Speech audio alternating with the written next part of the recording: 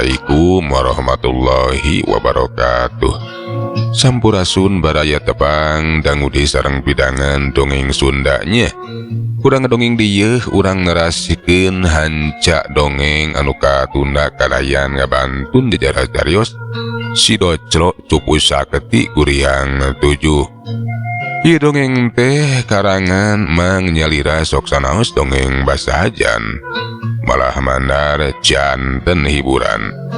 Atuh kabaraya anu satia mancok dongeng emang di mana wae ayana. Mugi asadayana aya dina kasehatan lahir sinerangan batin, dilalancarekeun sagarupinanya tong hilap dirojong di taroelan tombol subscribe. Atuh mang oge nganuhunkeun kanu parantos like oge komen. Mangga mitra supados teu nyangkolong ting kana waketos urang sami-sami dangu keuni kumaha atuh terasna ieu carita si Docro Cupu Sakti Kuriang 7. Sok kaparayun sadayana.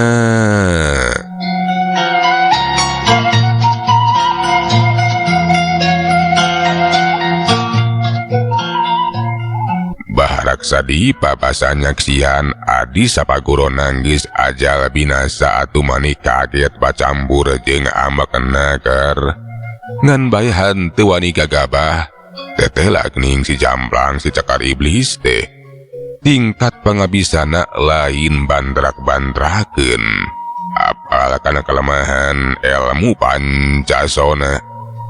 Baharaksa dipa laju atuh nangtukeun sikapna tetep cenah najan kumaha wae oge si Cakar Iblis teh kudu dibinasakeun, kudu balitungan ngan bae eueuh cara sejen iwatik ku cara ngagunakeun ajian sukma dana na dipiharap ku eta ajian mah si Cakar Iblis teh amo bisa ngalawan kangaranan ditarajang sukmana mah tang tu bakal ripuh. Utang pati kudu dibayar pati, utang wirang kudu dibayar wirang sia Cakar Iblis. Rasakeun ku sia kurang ajar. Hituna teh atuh eta Baharaksa dipate geus handeuh balila. Laju ngagunakeun ajian sukma danana. Sukma Baharaksa dipa kituna teh laju mecat tina raga badagna ngabalesatna rajang ka si Cakar Iblis. Si Cakar Iblis anu masih keneh nangtung dina luhur tangkal kai. Basa mireungheuh aya sukma anu ngabalesat. Teteh lageuning panon eta si Cakar Iblis teh awas. Panon batina teh seukeut naker. Laju atuh ngacerelat ningkahan eta panarajang kalayang. Celegedeg celek napak dina lemah. Puguh we atuh Baharaksa dipa teh mani ngaranjuk kaget teteh lageuning cenah eta si Cakar Iblis teh bisa awas kana panarajangna. Sok kumaha basa nempo eta si Cakar Iblis geuk diuk sila mani manako. Dampaleungeunna disidakapekeun tayohna bae arek ngagunakeun kasaktianna. Awak si Cakar Iblis pating galeter. Haseup pipis mimiti bicil tina sakujur awakna. Malahan mah teu lilatina eta raga badag si Cakar Iblis oge. Aya sukma anu kaluar, aya sukma anu bijil bisa mecat sukma. Atuh kiwari mah dua sukma teh geus adu hareupan.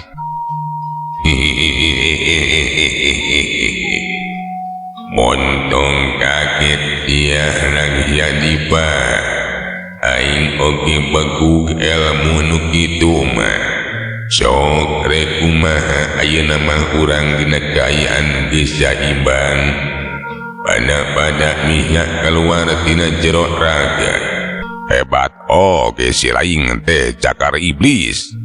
Tapi ulah waka gede hati sia kurang ajar. Utang pati kudu dibayar pati. Utang wirang kudu dibayar wirang. Sia bakal kojor deuleu. Kituna teh sukmana Baharaksa dipa laju nyamber kana sukma si Cakar Iblis. Ngan orok kaya atuh eta Baharaksa dipa teh mani ngajenghok kaget. Lantaran sukmana si Cakar Iblis teh sakitu gagahan sababaraha kali sukma Baharaksa dipa teh nepikeun ka ngabangkieun. Raga badag naoge nebikeun ka pating galater nebikeun ka oyag. Tina juru bibirna mimiti ngalai getih anu masih keneh seger. Lila kalilaan mah eta Barak Sadipate atuh ngutahkeun getih anu lalambaran nepikeun ka ripuhna keur malahan mah tilila awakna kekerajatan usek atuh Barak Sadipate ajal binasa. Puguh we atuh si Saka jeung si Bargawa teh atuh meuni reuwas ningali Barak Sadipa oge geus ajal binasa. Ngan bae si Saka mah masih keneh yakin sapiraku cenah bapana teh rek eleh kitu wae. Abah, piraku abah teh rek eleh kitu wae. Hayo hirup deui bah. Abah kudu hirup deui. Gresing hareupan deui eta si cakar iblis. Kituna teh bari ngaguyah-guyah awak ke bapana. Kulantaran kapan Barak Sadipate nyangking ilmu Pancasona.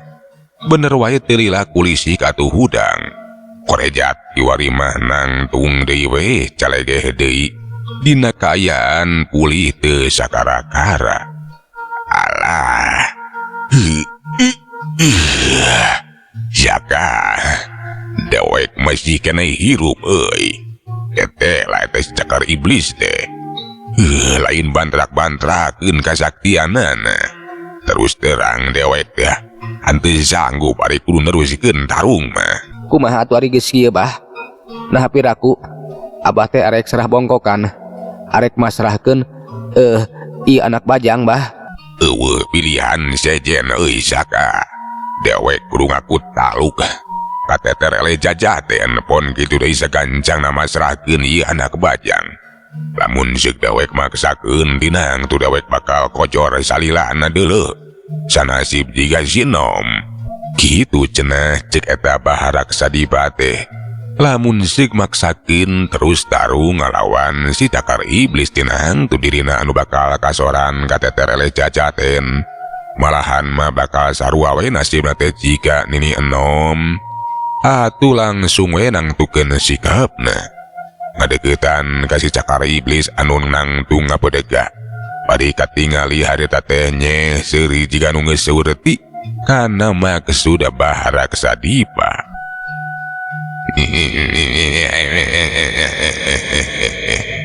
Kumaha lagi Sadipa? Jadi sia teh bakal milih tunu ketaluk serah bongkokan masrakeun eta anak bajang. Nya jisim abdi sejatuh nu ketaluk masrakeun ieu anak bajang terus teu sanggem neruskeun tarung rumasa kateter ele jajaten.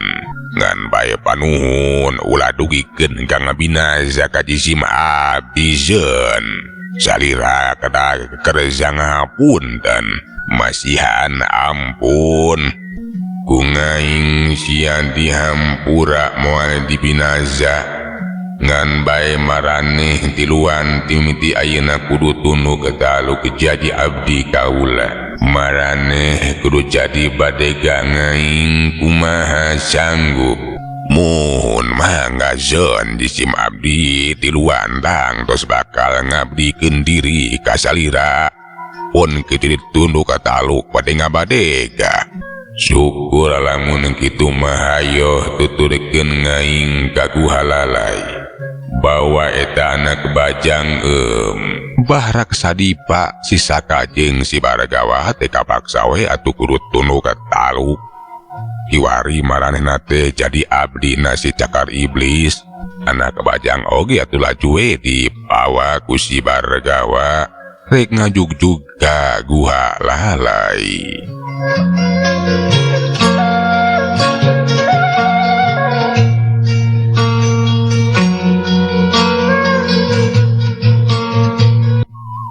Cag urang tunda si cakar iblis anu keur lumampah ditaluturkeun ku Barak Sadipa saparakan cah.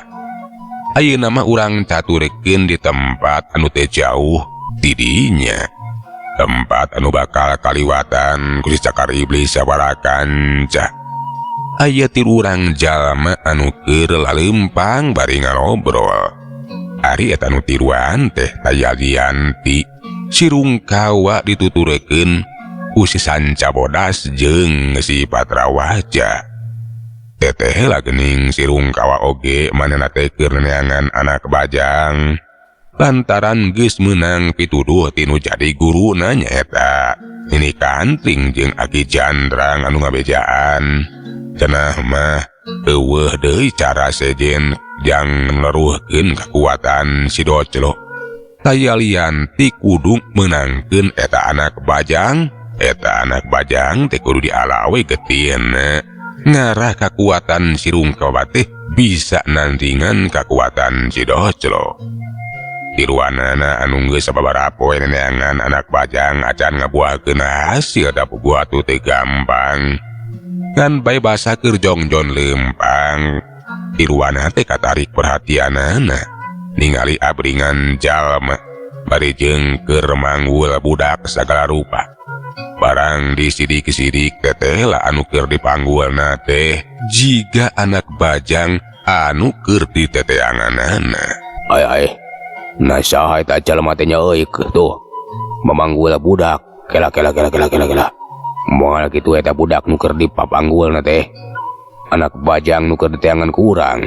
Tiasa janten Gusti, nilik tina kaayaanna mah loyu anu parantos disaurkeun ku salira. Muhun ciri-ciri nama cocok pisan. Bener euy, bener pisan. Ciri-ciri nama luyu pisan jeung anu dicaritakeun ku dawek. Bener, pasti eta teh anak bajang. Hayo urang pegatan euy, urang rabut eta anak bajang tidak cangkalaman eta jalma. Cek Sirungkawa ngajakan ngahadang ngahalangan jalan pikeun ngarebut anak bajang. Atuh si Sancabodas jeung si Patrawaja oge laju atuh nuturkeun pating karajeng ngadang halangan jalan. Hei, gancang pasrahkeun eta anak bajang ka dewek deuleu. Lamun maraneh hayang salamet. Urang ajar sia. Jadi sia ge sarua mikah hayang ieu anak bajang.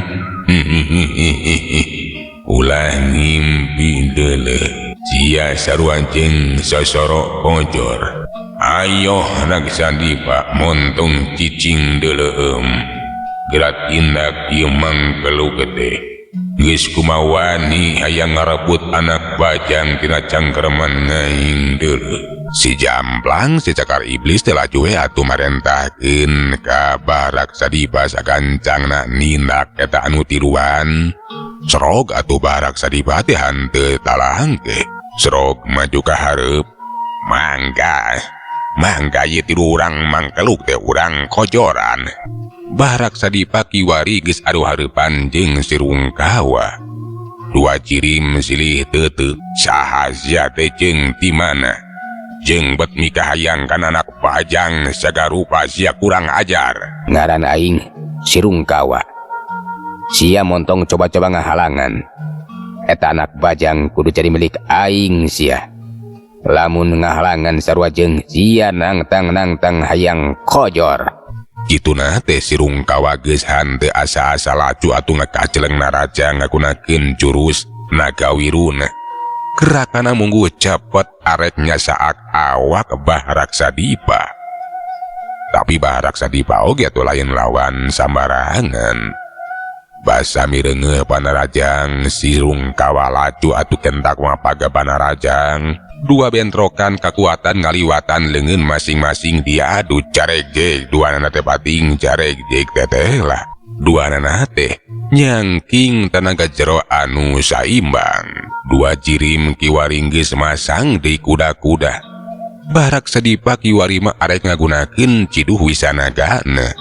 Sedengkeun ari Sirungkawa arek ngagunakeun ilmu beraja ludirana. Dua kekuatan ampuh teh bakal diadu corelat kalayang. Dua jirim teh pating kalayang. Kecerot Barak Sadipa nyiduhan Sirungkawa. Tapi Sirungkawa gerakna munggu cepet.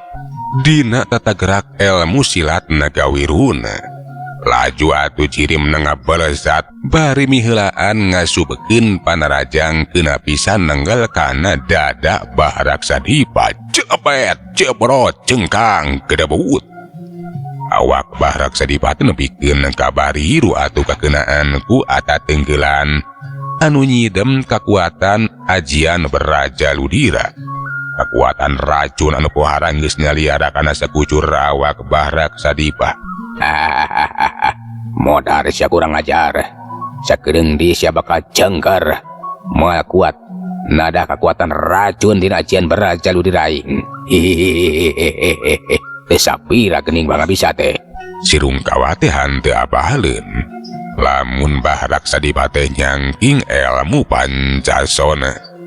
Basa mireungeuh eta Barak Sadipa ngagebru langsung dina kaayaan ajal binasa teh atuh maning geus bunga. Maning geus gede hate tetela geuning dirina anu unggul. Ngan bae basa mireungeuh Barak Sadipa calegeh deui bisa hirup di atuh maning kaget. Tetela geuning cenah eta si Barak Sadipa teh boga ilmu anu sarua jeung dirina. Nah boga ilmu rawaron teh kitu. Tapi nilik dina kaayana mah beda jeung ilmu rawaron teh. Boa-boa cenah ieu jalma teh nyangking ilmu Pancasona. Hihihihi. Kunaon sia bot moloh kagetnya. Aing bisa hirup deui. Lantaran aing moal arek kojor deure nyangking ilmu Pancasona. 1000 kali aing paeh 1000 kali aing hirup deulem asok gerak ketrukeun sakabe pangarti jeung pangabisa silaing teh. Barak Sadipa kiwari mah anu ngarasa unggul lantaran dirina teh bisa hirup deui. Atuh Sirungkawa teh panasaran laju ngacelat tina rajang dibankeun kakuatan Tenggelan ajian Beraja Ludirana. Malahan kiwari mah ngagunakeun kakuatan anu sapinuhna. Hiuk celapet cebrot kusak. Barak Sadipa teh ajal binasa. Ngan bae teu lila bisa hudang di we hirup deui. Sok. Ayeuna mah bagian dewek deuleu sia. Corelat ya jeleng. Barak Sadipa kiwari mah anu majuna rajang. Sirungkawa kawasna bae hayang nembongkeun kasaktianana. Panarajang Barak Sadipa teh henteu disingkahan. Puguh we atuh Tenggelan jeung Ciduh Wisanagana teh keuna pisan kana awak Sirungkawa. Cengkang kedebut bari dina kaayaan awakna teh atuh ngabuul kakebenangan ku Ciduh Wisanaga anu ampuh. Karajat. Sirungkawa teh kiwari geus ajal binasa. Ngan bae kiwari mah anu coloho kaget teh nyaeta Barak Sadipa. Kulantaran Sirungkawa oge tetela geuning bisa hirup deui. Bisa jadi cenah eta Sirungkawa teh nyangking ilmu rawaron teh. Aing ge bisa hirup deui sia kurang ajar. Lantaran aing ge nyangking rawaron teh sia. Hasok urang teruskeun tarung deuleu. Teu sangka sia oge nyangking ilmu rawaron teh deuleu anu bisa hirup deui najan geus ajal. Tapi najan sia nyangking ilmu rawaron teh, nah sia bakal mampu ngungkulan ajian aing anu ampuh nyaeta Sukmadana. Tada sia kurang ajar. Hituna teh Barak Sadipa geus henteu asa-asa. Laju atuh ngagunakeun ajian Sukmadanana. Tina ragana teh ngapelesat mencat sukma narajang ka Sirungkawa. Sirungkawa ge atuh mani coloho kaget. Nah ilmuna nahaon cenah? Dina kaayaan kaancam bahaya. Ku sukma Barak Sadipa mah bisa katingali. Dihareupeun Sirungkawa teh aya 2 cirim anu nangtung hadang halangan. Saurang lalaki anu geus aya umuran. Pun kitu di saurang awewe anu geus kolot, atuh eta sukma Barak Sadipa teh jadi kahandeg. Ditada ku eta 2 urang nini jeung aki-aki. Malahan mah katingali Barak Sadipa nepikeun ka ngabangkieun. Supri we asup kana raga badageuna. Ari eta anu nadah sukmana Barak Sadipa teh tajalian ti guruna Sirungkawa. Nyaeta Nini Kantring jeung Aki Jandrang anu kiwari teh geus bisa bebas tina hukuman di leuweung teh ya. Teu mikeun lamun nepikeun ka muridna teh cilaka ngaranapan ajal binasa. Kabeunangan ku ajian Sukmadana sabada bisa ngungkulan eta ilmu ajian Sukmadana. Sukma Nini Kantring jeung Aki Jandrang teh laju ya atuh marulang deui. Ngan bae pikeun Barak Saripati atuh mending kajenghok kaget. Tetela cenah Sirungkawa teh bisa ngungkulan ajian Sukmadanana. Hebat oke si laing teh Rungkawa euy. Siap bisa ngungkulan ilmu dewek deuleu. Lamun kitu mah di antara urang teh imbang deula sia. Najan diteruskeun oge di antara urang moal aya nu kojor. Sia kurang ajar anu bakal kojor mah. Ayo, urang teruskeun tarung. Sirungkawa mah boga kayakinan dirina anu bakal unggul. Laju atuh tarung teh diteruskeun deui. Ngan bae bener we caritaan Barak Saripati. Najan duanana neruskeun di tarung oge aya haratina. Lantaran duanana teh silih elehkeun malahan mah eueuh anu pae. Si Jamplang si Cakar Iblis ningali eta kaayaan atuh mani keseleun. Laju we manehna teh nitah Barak Saripabikeun mundur. Sirungkawa teh bakal disenghareupan ku si Cakar Iblis. Mundur sia Raksa Dipa. Ieu jelema ku ngaing bakal dibinasakeun. Najan nyangking rawaron teh oge moal aya hartina deuleu. Atuh eta Barak Saripati laju we atuh mundur.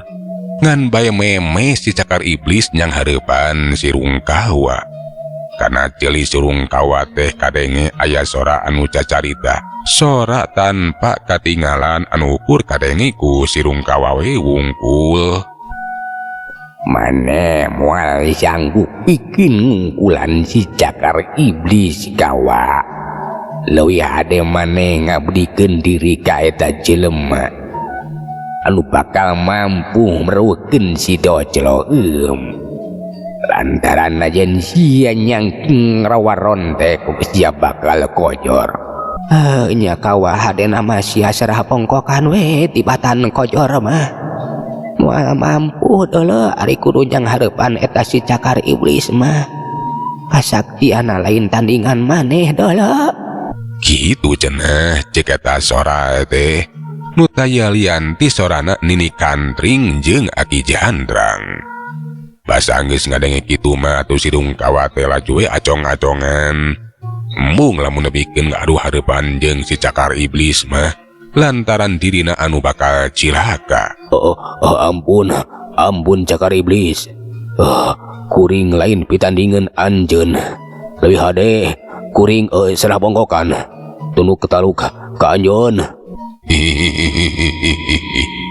Syukur lamun kitu mah. Tibatan bae maneh milih jadi abdi kaula. Ayo milu euy. Si Jamplang si Cakar Iblis teh kiwari mah ngajakan neruskeun lampah. Sirungkawa pon kitu deui si Patrawaja jeung si Sancapodas oge atuh kiwari mamari luwe babarengan. Geus jadi abdina eta si Jamplang si Cakar Iblis euleuh mitra. Waktosna geuning parantos teu nyekapannya. Cak urang tuna jajara carita. Si Doclo cupu sakti kuriang 7 dugi ka dieu. Urang teraskeun dina seri anu salajengna. Manganuhunkeun tina sadaya paratosanana puntenna tina sadaya kakiranganana nyamang undur. Assalamualaikum warahmatullahi wabarakatuh. Cak.